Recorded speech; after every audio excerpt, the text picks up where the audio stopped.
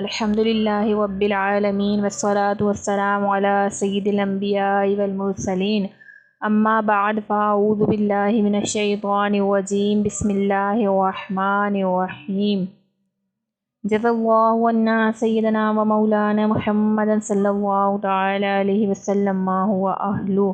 السلام علیکم۔ خانہ کعبہ کتنی بار تعمیر کیا گیا؟ حضرت علامہ جلال الدین سیوطی رحمۃ اللہ تعالی علیہ نے تاریخ مکہ میں تحریر فرمایا ہے کہ خانہ کعبہ کل 10 مرتبہ تعمیر کیا گیا۔ سب سے پہلے فرشتوں نے ٹھیک بیت المعمور کے سامنے زمین پر خانہ کعبہ کو بنایا۔ نمبر 2، پھر حضرت آدم علیہ السلام نے اس کی تعمیر فرمائی۔ نمبر 3، اس کے بعد حضرت آدم علیہ السلام کے فرزندوں نے اس عمارت کو بنایا۔ نمبر 4، اس کے بعد حضرت ابراہیم خلیل اللہ اور ان کے فرزند ارجمند حضرت اسماعیل علیہ السلام نے اس مقدس گھر کو تعمیر کیا، جس کا تذکرہ قرآن مجید میں بھی موجود ہے۔ نمبر 5، قوم عمالقہ کی عمارت۔ نمبر 6، اس کے بعد قبیلہ جرہم نے اس کی عمارت بنائی۔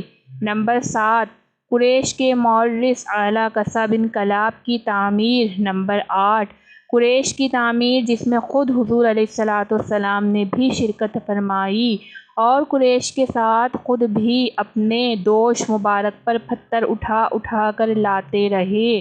نمبر 9، حضرت عبداللہ بن زبیر رضی اللہ تعالی عنہ نے اپنے دور خلافت میں حضور علیہ السلام کے تجویز کردہ نقشے کے مطابق تعمیر کیا، یعنی حطیم کی زمین کو کعبہ میں داخل کر دیا اور دروازہ سطح زمین کے برابر نیچے رکھا اور ایک دروازہ مشرق کی جانب اور ایک دروازہ مغرب کی سمت بنا دیا۔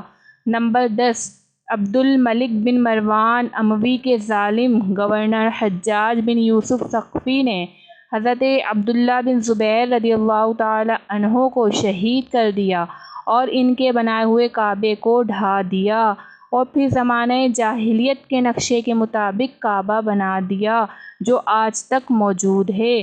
لیکن حضرت علامہ حلبی رحمۃ اللہ تعالی علیہ نے اپنی سیرت میں لکھا ہے کہ نئے سرے سے کعبے کی تعمیر جدید صرف 3 ہی مرتبہ ہوئی ہے۔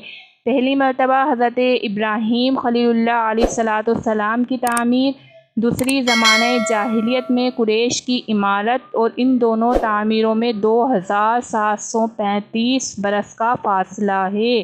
نمبر 3، حضرت عبداللہ بن زبیر رضی اللہ تعالی عنہ کی تعمیر، جو قریش کی تعمیر کے 82 سال بعد ہوئی۔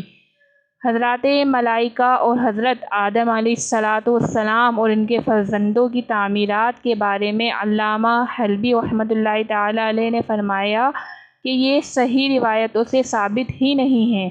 باقی تعمیروں کے بارے میں انہوں نے لکھا کہ یہ عمارت میں معمولی ترمیم یا ٹوٹ پھوٹ کی مرمت تھی، تعمیر جدید نہیں تھی۔ واللہ تعالی عالم۔